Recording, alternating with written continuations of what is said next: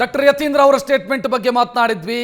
D K Shivakumar ಅವರ ಪ್ರತಿಕ್ರಿಯೆಯೂ ಕೂಡ ಬಹಳ ಚರ್ಚೆಗೆ ಕಾರಣವಾಗುವಂಥ ಪ್ರತಿಕ್ರಿಯೆ. ನಾನು ರಾಮಕೃಷ್ಣ ಅವರನ್ನು ಕೇಳಬೇಕು. ಬಹುಶಃ ನನಗೆ ಅಲ್ಲಿರುವಂಥ ಕನ್ಫ್ಯೂಷನ್ನೇ ಅದು ಆ ಸ್ಟೇಟ್ಮೆಂಟನ್ನು ನಾವು ನೋಡಿದ್ವಿ. ಅವರೇ ಹೈಕಮಾಂಡ್ ಅಂತ ಪ್ರದೀಪ್ ಪ್ರಸ್ತಾಪ ಮಾಡಿದರು. ಬೇರೆ ಯಾರೇ ಆದರೂ ಕೂಡ ನೋಟಿಸ್ ಕೊಡ್ತಾ ಇದ್ರು. ಹಿಂದೆ ಬೇರೆ ಯಾರೋ ಮಾತನಾಡಿದಾಗ ಒಬ್ಬರು ಮಾತನಾಡಬಾರ್ದು, ಎಲ್ಲ ಬಾಯಿ ಮುಚ್ಕೊಂಡು ಕೂರಬೇಕು ಅಂತ ಇದೇ ಡಿ ಕೆ ಶಿವಕುಮಾರ್ ಸ್ಟೇಟ್ಮೆಂಟ್ ಕೊಟ್ಟರು. ಬಟ್ ಇವತ್ತು ಕಂಪ್ಲೀಟ್ ಉಲ್ಟಾ. ಇದನ್ನು ಅಸಹಾಯಕತೆ ಅಂತ ಕರಿಬೇಕು, ಅಸಹನೆ ಅಂತ ಕರಿಬೇಕು, ಏನು? ಒಬ್ಬ ಕೆಪಿಸಿಸಿ ಅಧ್ಯಕ್ಷ ಕೆಪಿಸಿಸಿ ಅಧ್ಯಕ್ಷ ಅವರು ಹೌದು, ಆದರೆ ಅವರು ಇನ್ನೂ ಸಿದ್ದರಾಮಯ್ಯನ ಎದುರು ಹಾಕ್ಕೊಳ್ಳಿಕ್ಕೆ ತಾರಿಲ್ಲ, ಅಥವಾ ಹೈಕಮಾಂಡ್ ಇಷ್ಟಪಡದೇ ಇರತಕ್ಕಂಥ ಕೆಲಸವನ್ನು ಮಾಡಲಿಕ್ಕೂ ತಾರಿಲ್ಲ. ಅವರು ಇನ್ನೂ ಸ್ವಲ್ಪ ಪೇಷಂಟ್ ಆಗಿದೆ. ಹೇಳ್ತಾ ಇದ್ರಿ ಈಗ ಏನೋ ಡೆಸ್ಪರೇಷನಿಂದ ಫ್ರಸ್ಟ್ರೇಷನ್ಗೆ ಬರ್ತಾ ಇದೆ ಅಂಥೇಳಿ. ಆ ನೆಕ್ಸ್ಟ್ ಸ್ಟೇಜ್ ಬಂದಾಗ ಅವರು ಈ may take drastic actions, very drastic action ತೊಗೊಳ್ಬೇಕಾಗುತ್ತೆ. ಒಂದೇನು ಮಾಡ್ಬೋದು ಈಗ ಅವರಿಗೆ ಇಲ್ಲ ಇಲ್ಲಿ ಕೇಳಿ, ಅವರು ತಮ್ಮ ಶಕ್ತಿ ಪ್ರದರ್ಶನ ಮಾಡಬೇಕಾಗುತ್ತೆ. First of all if is really keen on grabbing power, ನನಗೆ ಒಂದು ನಿಮಿಷ ಸರ್, ನನಗೆ ಶಕ್ತಿ ಏನಿದೆ ಅನ್ನೋದನ್ನು ತೋರಿಸ್ಬೇಕು. ಅದು ತೋರಿಸೋದಕ್ಕೆ he doesn't have the number as of now. ಅದು ಬಿಟ್ಟರೆ ಅಸಮಾಧಾನವನ್ನು ಹೊರಗೆ ಹಾಕಬೇಕು. He has to start giving this thing to the high command. ನನಗೆ ಅಸಮಾಧಾನ ಆಗಿದೆ, ಅವರೇ ನಮ್ಮ ಪಕ್ಷದ ಹೈಕಮಾಂಡ್ ಅಂತ ಒಪ್ಪಿಕೊಂಡ ರೀತಿಯಲ್ಲಿ ಸುಪ್ರೀಮೆಸಿಯನ್ನು ಒಪ್ಕೊಂಡ್ರ? ಹಾಗಿದ್ರೆ ಅದು ವ್ಯಂಗ್ಯ ಅಷ್ಟೇ, ಅದನ್ನು ಒಪ್ಕೊಂಡಿಲ್ಲ. ಅದು ಬಹಳ ವ್ಯಂಗ್ಯವಾಗಿ ಹೇಳಿದ್ದು. ವ್ಯಂಗ್ಯದ ಜೊತೆಗೆ ಆ ಪಾಯಿಂಟ್ ಅನ್ನು ಕೂಡ ನೋಡ್ಬೇಕಲ್ಲ. ಉಳಿದವರಿಗಾದ್ರೆ ನೋಟಿಸ್ ಕೊಡ್ತಾರೆ. ಯತೀಂದ್ರ ಪದೇ ಪದೇ ಮಾತನಾಡಿದ್ರು ಏನೂ ಮಾಡೋದಕ್ಕಾಗ್ತಿಲ್ಲ ಅಂತಂದ್ರೆ ಅಸಹಾಯಕತೆ ಅಲ್ವಾ? ಅದೇ ಅಸಹಾಯಕತೆ ಅಷ್ಟೇ ಅಲ್ಲ, ಈಗ ಅವರು ಅಸಮಾಧಾನವನ್ನು ತೋರಿಸ್ಕೋಬೇಕು. ಅವರು ತಮ್ಮ ಪವರನ್ನು ತೋರಿಸ್ಬೇಕಾದ್ರೆ ಅಸಮಾಧಾನವನ್ನು ತೋರಿಸ್ಬೇಕು. ಹೇಗೆ ಮಾಡಬೇಕು? ಒಂದು KPCC ಅಧ್ಯಕ್ಷ ಸ್ಥಾನ ಬಿಡ್ಲಿಕ್ಕೆ ತಯಾರಿದ್ದಾರಾ? ನಾನು ಅಸಮಾಧಾನಗೊಂಡಿದ್ದೇನೆ, ನನಗೆ ಇಲ್ಲ, ಅದನ್ನು ಬಿಟ್ಟರೆ ಬಿಟ್ಟೋಗಿ ಅಂತಾರೆ.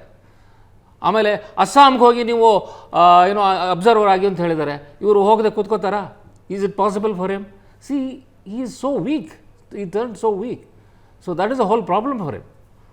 ಸರ್ ರಕ್ಷತ್, ನನಗನ್ಸೋದು ನೋಡಿ ಎರಡು ಸಂಗತಿಗಳು. ಒಂದು, ಡಿ ಕೆ ಶಿವಕುಮಾರ್ ನವೆಂಬರ್ 30ರವರೆಗೆ ಪರಿಸ್ಥಿತಿ ಅವರಿಗೆ ಪೂರಕವಾಗಿತ್ತು, ಅನುಕೂಲಕರವಾಗಿತ್ತು. ಅದಕ್ಕೆ ನೋಡಿ ಇಲ್ಲಿ ಎರಡು ಕಾರಣಗಳು ಸ್ಪಷ್ಟವಾಗಿ ನೋಡಬೇಕಾಗುತ್ತೆ. ಒಂದು, ಹೈಕಮಾಂಡ್ನಲ್ಲಿ ಡಿ ಕೆ ಶಿವಕುಮಾರ್ ಪರವಾಗಿ ಯಾರಿದ್ದಾರೆ? Randeep Singh Surjewala D K Shivakumar ಪರವಾಗಿದ್ದರು.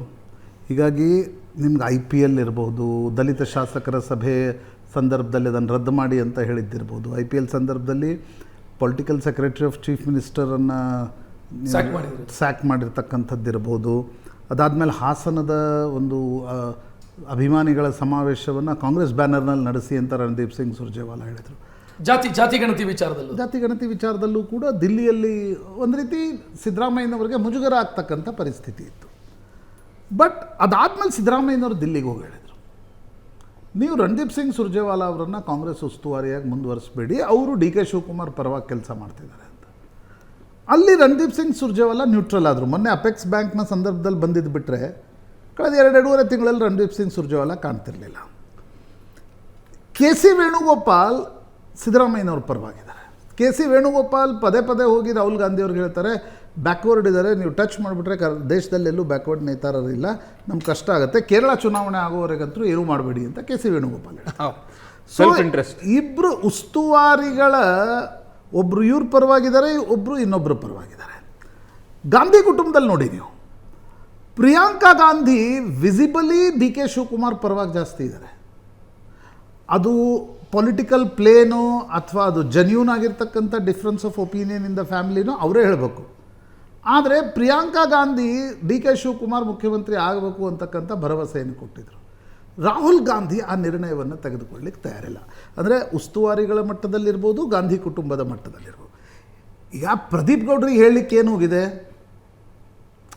ನಾನು ನಿಮ್ಗೆ ಅವಾಗಲೂ ಹೇಳಿದೆ ಅಲ್ವಾ, ಬೇಗಾನೆ ಶಾದಿ ಮೇ ಅಬ್ದುಲ್ಲಾ ದಿವಾನ ಅಲ್ವಾ? ಪ್ರದೀಪ್ ಗೌಡ್ರಿಗೆ ಹೇಳಲಿಕ್ಕೆ ಏನು ಹೋಗಿದೆ? ಒಂದು ನೋಟಿಸ್ ಯಾಕೆ ಕೊಟ್ಟಿಲ್ಲ? ಪವರ್ಲೆಸ್. ನೋಟಿಸ್ ಕೊಟ್ಟರೆ ಏನಾಗುತ್ತೆ? ಇವತ್ತು ಡಾಕ್ಟರ್ ಯತೀಂದ್ರರಿಗೆ ಪ್ರದೀಪ್ ಗೌಡ್ರ ಮಾತನ್ನು ಕೇಳಿಕೊಂಡು ಡಿ ಕೆ ಶಿವಕುಮಾರ್ ನೋಟಿಸ್ ಕೊಟ್ಟರೆ ಇಡೀ ಕದನ ಪ್ರಿಸಿಪಿಯೇಟ್ ಆಗಿ ನಾಳೆ ನಡೆಯೋದು ಇವತ್ತು ನಡೆಯುತ್ತೆ. ಡಿ ಕೆ ಶಿವಕುಮಾರ್ಗೆ ಬಾಯಿ ಬಂದ್ ಮಾಡೋದು ಬೇಕಾಗಿಲ್ಲ. ಅವ್ರಿಗೆ ಡಿ ಕೆ ಶಿವಕುಮಾರ್ಗೆ ಇವ್ರ ಬಾಯಿ ಬಂದ್ ಮಾಡೋದು, ಅವ್ರ ಬಾಯಿ ಬಂದ್ ಮಾಡೋದು ಬೇಕಾಗಿಲ್ಲ. ಅವರೇನು ಯೋಚನೆ ಮಾಡ್ತಿದ್ದಾರೆ? ನಾನು ಮುಖ್ಯಮಂತ್ರಿ ಆಗೋದಾದರೆ 28ರೊಳಗಡೆ ಆಗಬೇಕು. ನೋಟಿಸ್ ಕೊಡೋದು ಡಿ ಕೆ ಶಿವಕುಮಾರರ ಫೋಕಸ್ ಪಾಯಿಂಟ್ ಅಲ್ಲ. ಫೋಕಸ್ ಪಾಯಿಂಟ್ ಏನು? ನಾನು ಮುಖ್ಯಮಂತ್ರಿ ಆಗಬೇಕು. ಬಟ್ ಈ ಯಾವ ಈ 28 ಜಂಜಾಟದಲ್ಲಿ ಯಾವ ಅವರ ವ್ಯಕ್ತಿತ್ವದ ವಿಚಾರದಲ್ಲಿ ಒಂದು ಸ್ವಲ್ಪ ಕಾಂಪ್ರಮೈಸ್ ಆಗ್ತಿದಾರ ಅಂತ ಅನ್ಸುತ್ತೆ. ಸರ್ವಶಕ್ತ ನಾಯಕ ಅನ್ನುವಂತ ಒಂದು ಇಮೇಜ್ ಕಡಿಮೆ ಆಗ್ತಾ ಇದೆ. Politics is always a game of flexibility also. ನೀವು ಪಾಲಿಟಿಕ್ಸ್ ಅಲ್ಲಿ ನೋಡಿ, ಅಧಿಕಾರ ಹಿಡಿಯುವ ಸಂದರ್ಭದಲ್ಲಿ ನೀವು ಹಠಮಾರಿಯಾಗಿ ನಡೆಯಲ್ಲ. ಸಿದ್ದರಾಮಯ್ಯನವರು ಇವತ್ತು ಹಠಮಾರಿ ಆದರೆ ನಡೆಯುತ್ತೆ, ಯಾಕಂದ್ರೆ ಅವ್ರು ಅಧಿಕಾರದಲ್ಲಿದ್ದಾರೆ, ಅವ್ರು ಕಳ್ಕೊಳ್ಳುವಂಥದ್ದೇನಿಲ್ಲ.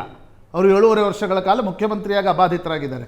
ಡಿ ಕೆ ಶಿವಕುಮಾರ್ ಸಿದ್ದರಾಮಯ್ಯನವ್ರನ್ನ ಇಲ್ಲಿ ಬಿ ಜೆ ಪಿ ರೀತಿಯ ಆಟ ಇಲ್ಲ. ಇಲ್ಲಿ ರಕ್ಷತ್, ಇಲ್ಲೇನಿದೆ, ಸಿದ್ದರಾಮಯ್ಯನವ್ರನ್ನ ಸ್ವಲ್ಪ ಮುನಿಸಿಗೆ ದೂಡಿ ಅಧಿಕಾರದಿಂದ ದೂರ ತಳ್ಳಿದರೆ ಕಾಂಗ್ರೆಸ್ ಪಕ್ಷ ಹಿಂದೆ ದೇವರಾಜ ಅರಸ್ ಸಂದರ್ಭದಲ್ಲಿ, ಬಂಗಾರಪ್ಪನವ್ರು ಹೋಗಿರ್ತಕ್ಕಂಥ ಸಂದರ್ಭದಲ್ಲಿ, ವೀರೇಂದ್ರ ಪಾಟೀಲ್ ಮುನಿಸ್ಕೊಂಡಿರ್ತಕ್ಕಂಥ ಸಂದರ್ಭದಲ್ಲಿ ಏನೇನಾಯಿತು, ಅಲ್ಲಿ ಆ ಒಂದು ಹೆದರಿಕೆ ಹೈಕಮಾಂಡ್ಗೂ ಇದೆ, ಡಿ ಕೆ ಶಿವಕುಮಾರ್ಗೂ ಇದೆ. ನಾವೆಲ್ಲ ಈಗ ಪಾಲಿಟಿಕ್ಸ್ನಲ್ಲಿ ನಾವೆಲ್ಲ ಏನು ಅನ್ಕೋತೀವಿ, ಈಗ ನವೆಂಬರ್ 30ಕ್ಕೆ ಅವ್ರು ಇಳಿದೇ ಬಿಡ್ತಾರೆ ಅಂತ.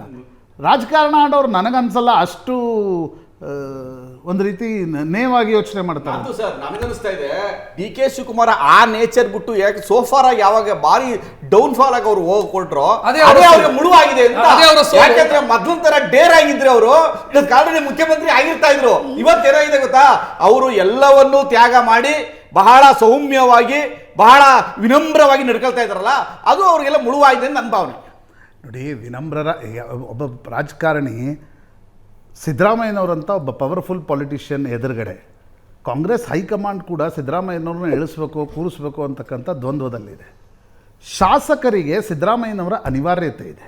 ಯಾಕೆಂದರೆ ಸಾರಾಸಗಟ್ಟಾಗಿ ನೀವು ಸಿದ್ದರಾಮಯ್ಯನವ್ರನ್ನ ಕೆಳಗಿಳಿಸಿದಾಗ 8% ವೋಟ್ ಮೈನಸ್ ಅಂತ ತೆಗೆದುಕೊಳ್ಳಿ, ಅದನ್ನು ತುಂಬಿಸ್ತಕ್ಕಂಥ ಒಂದು ಶಕ್ತಿ ಸಾಮರ್ಥ್ಯ ಡಿ ಕೆ ಶಿವಕುಮಾರ್ಗೆ ಇದೆ ಅಂತಕ್ಕಂಥದ್ದು ಹೈಕಮಾಂಡ್ ಮನವರಿಕೆ ಆದರೆ ನಾಳೆ ಡಿ ಕೆ ಶಿವಕುಮಾರನ್ನು ಮುಖ್ಯಮಂತ್ರಿ ಆಗಿ ಕೂರಿಸ್ಬೇಕು. ನನಗನ್ಸುತ್ತೆ ನೋಡಿ, ಗೇಮ್ ಆಫ್ ಫ್ಲೆಕ್ಸಿಬಿಲಿಟಿ.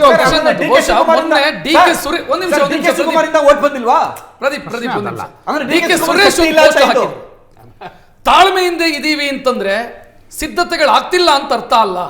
ತಾಳ್ಮೆಯ ಹಿಂದೆ ಬೇರೆ ಸಿದ್ಧತೆಗಳಿದಾವೆ ಅದರ ಮುನ್ಸೂಚನೆನಾ? ಅಕ್ಷತ್ ನೋಡಿ, ಪಾಲಿಟಿಕ್ಸ್ನಲ್ಲಿ ಈಗ ನೀವು ಡಿ ಕೆ ಶಿವಕುಮಾರ್ ತಾಳ್ಮೆಯ ಕಟ್ಟೆ ಹೊಡಿತಾರೆ ಅಂತ ಅನ್ಕೋಣ, ಹೈಪೋಥೆಟಿಕಲಿ. ನನಗೆ ತಾಳ್ಮೆಯ ಕಟ್ಟೆ ಹೊಡೆಯೋದಂದ್ರೆ ಏನು? BJP ಜೊತೆ ಕೈ ಜೋಡಿಸ್ಬೇಕು. ಎಸ್, ಅದರ್ವೈಸ್ ತಾಳ್ಮೆಯ ಕಟ್ಟೆ ಹೊಡೆದೇನು? JDS ಜೊತೆ ಸರ್ಕಾರ ಮಾಡ್ತೀರಾ? ನಮ್ಮ ತಾಳ್ಮೆಯ ಕಟ್ಟೆ ಹೊಡೆಯತ್ತೆ ಅಂತಕ್ಕಂಥದ್ದು ಏನು? ಆಮೇಲೆ ಒಂದ್ಸಲ ಹಾಗಾಗಿ ಪರ್ಮ್ಯೂಟೇಷನ್ಸ್ ಆ್ಯಂಡ್ ಕಾಂಬಿನೇಷನ್ಸ್ಗಳನ್ನು ನೀವೇನು ಟಿ ವಿ ಕ್ಯಾಮ್ರಾ ಎದುರುಗಡೆ ಹೇಳಬೇಕು ಅಂತಕ್ಕಂಥದ್ದನ್ನ ಎಕ್ಸ್ಪೆಕ್ಟ್ ಮಾಡಬೇಡಿ. ಡಿ ಕೆ ಶಿವಕುಮಾರ್ ಇದು ನೀವು ಒಂದು ರೀತಿ ಮೈಂಡ್ ಗೇಮ್ ನಡೀತಾ ಇದೆ. ಈ ಮೈಂಡ್ ಗೇಮ್ನಲ್ಲಿ ಯಾರು ಬ್ಲಿಂಕ್ ಆಗ್ತಾರೆ? D K Shivakumar the best possibilities ಕಾಂಗ್ರೆಸ್ನಲ್ಲಿ ಇವತ್ತಿಲ್ಲ ನಾಳೆ ಮುಖ್ಯಮಂತ್ರಿ ಆಗುವಂಥ ಅವಕಾಶ ಇದೆ ಅನ್ನುವ ಕಾರಣಕ್ಕೋಸ್ಕರ ಅವರು ಪ್ರಯತ್ನ ಮುಂದುವರಿಸ್ತಾ ಇದ್ದಾರೆ.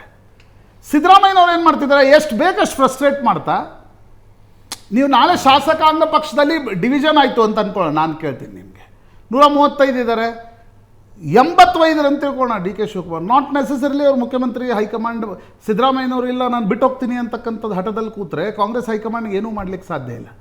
ಸೊ ಇದು ಆಟ ಪರ್ಮ್ಯೂಟೇಷನ್ಸ್ ಕಾಂಬಿನೇಷನ್ಸ್ ಇದಿನ್ನೂ ಹಿಂಗೆ ಮುಂದುವರಿತಾ ಇದೆ. ನೀವು ಹೇಳದಂಗೆ BJP ಜೊತೆ ಕೈ ಜೋಡಿಸಿ ಹೋಗಬೇಕಾದ್ರೆ there are certain numbers are required.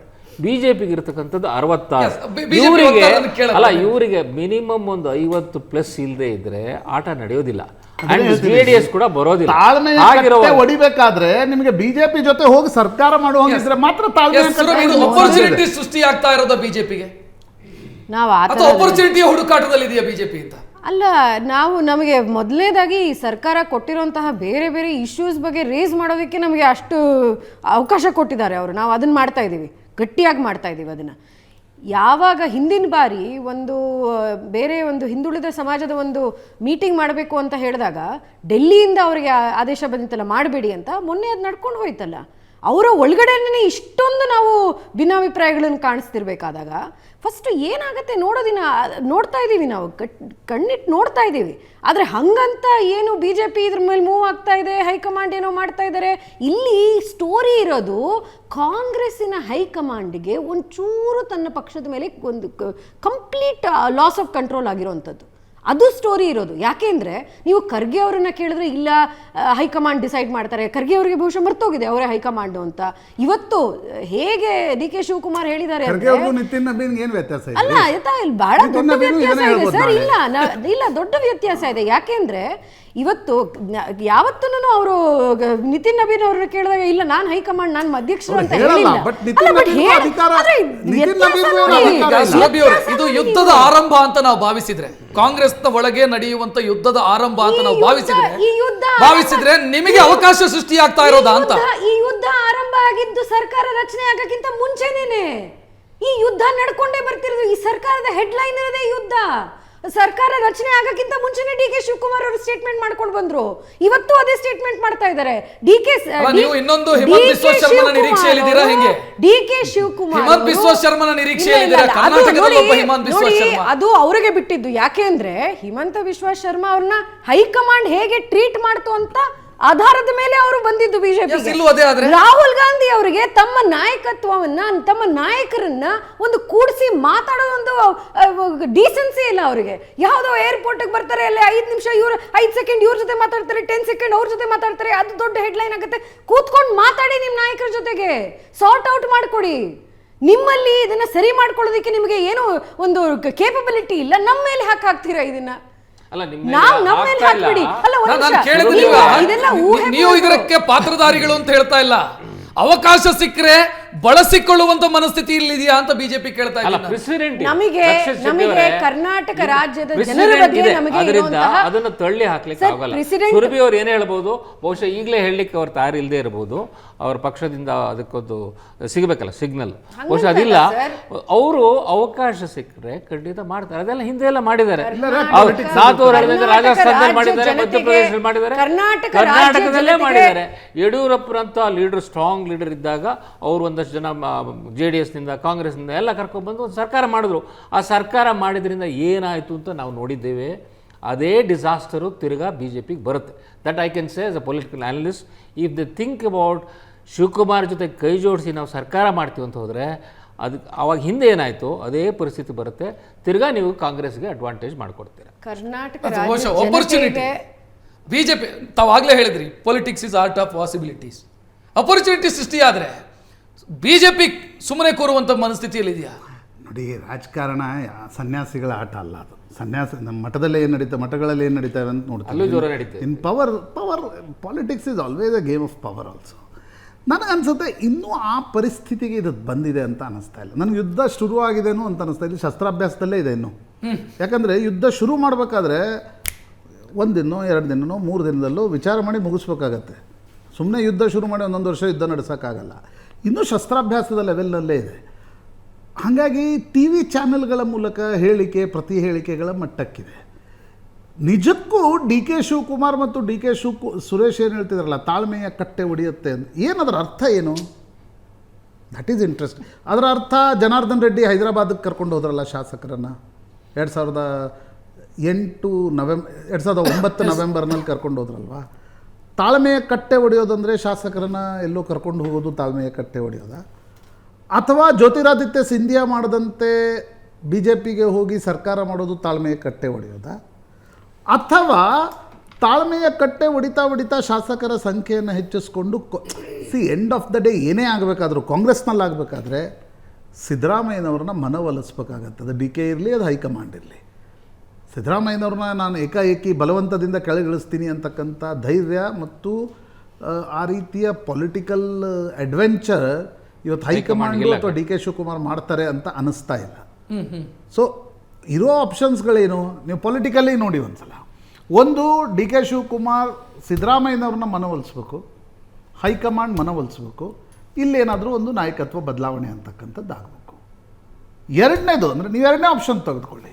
ಸಿದ್ದರಾಮಯ್ಯನವ್ರು ನಾನು ಯಾವುದೇ ಕಾರಣಕ್ಕೂ ಕೆಳಗಿಳಿಯಲ್ಲ ಅನ್ನೋದನ್ನು ಯತೀಂದ್ರ ಏನು ಹೇಳ್ತಿದ್ದಾರೆ, ಅದೇ ಪೊಸಿಷನ್ಗೆ ಸ್ಟಿಕ್ ಆನ್ ಆಗಿದ್ದರೆ ಡಿ ಕೆ ಶಿವಕುಮಾರ್ ಬಳಿ ಏನು ಆಪ್ಷನ್ಸ್ ಉಳಿಯುತ್ತೆ?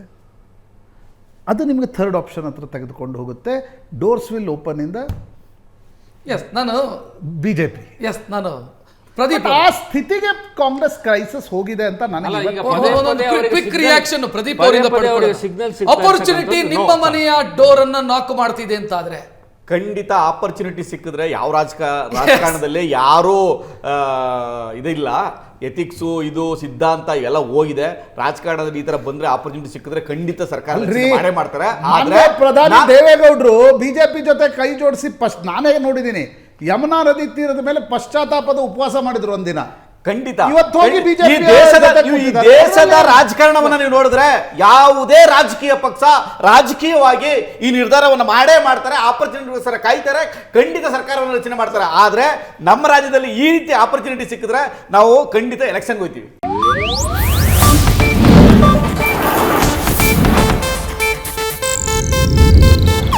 ಇದು ಏಷ್ಯಾನೆಟ್ ನ್ಯೂಸ್ ನೆಟ್ವರ್ಕ್ ಪ್ರಸ್ತುತಿ.